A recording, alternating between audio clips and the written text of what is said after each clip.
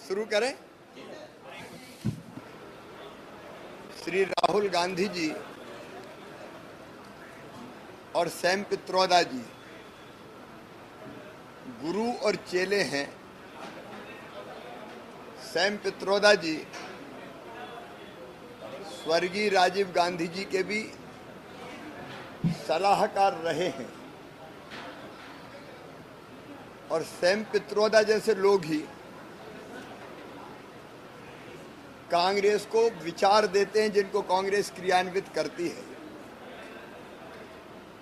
अब उन्होंने कहा है कि कांग्रेस अगर सत्ता में आई तो विरासत टैक्स लगा देगी। वे अमेरिका के उदाहरण देते हैं। अमेरिका जैसे देशों में ये प्रावधान है कि मृत्यु अगर हो जाए तो संपत्ति का 55% हिस्सा सरकार अपने पास ले लेगी। लेकिन सैम पित्रोदा जी, ये अमेरिका नहीं, भारत है। भारत की संस्कृति, भारत के जीवन मूल्य, भारत की परंपराएं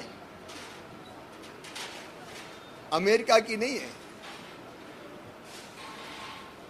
भारत भारत है। यहाँ किसान हो या इवन गरीबी हो,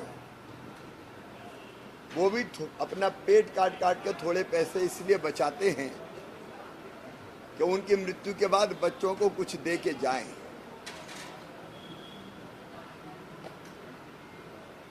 लेकिन इस परंपरा को कांग्रेस खत्म करना चाहती है विरासत टैक्स लगा के।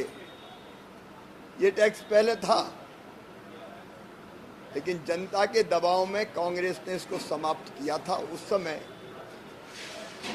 जब स्वर्गीय इंदिरा गांधी जी नहीं रही थी, शायद राजीव गांधी ने, स्वर्गीय राजीव गांधी जी ने मां की संपत्ति उनको मिल जाए इसके लिए इसको हटाया हो। लेकिन कांग्रेस को देश के सामने ये स्पष्ट करना पड़ेगा कि उसके इरादे क्या है। कांग्रेस जिस रास्ते पर चल रही है वो भारत का रास्ता नहीं है, वो खतरनाक है। एक तरफ विरासत टैक्स लगाने की बात करती है, दूसरी तरफ कहते हैं कि जातिगत जनगणना मेरे जीवन का मिशन है। कितने टुकड़ों में देश को बांटना चाहते हो, देश में समाज को बांटना चाहते हो। आर्थिक सामाजिक सर्वेक्षण की बात होती है।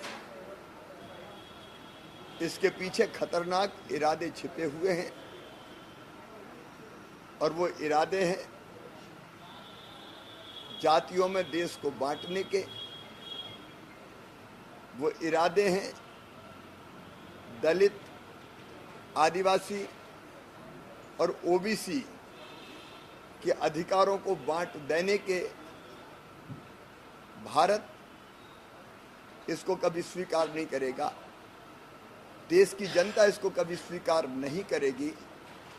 मैं कांग्रेस से स्पष्ट रूप से, मैडम सोनिया गांधी हो, राहुल बाबा हो, अब ये केवल किनारा करने से काम नहीं चलेगा। उनके असली इरादे क्या हैं वो जनता को बताएं। जातिगत जनगणना और आर्थिक सामाजिक सर्वे और आरक्षण जैसे विषयों पर वो दलित, ओबीसी और आदिवासियों के अधिकार क्यों छीनना चाहते हैं, उनको जवाब देना होगा, और नहीं तो जनता उनको माफ नहीं करेगी।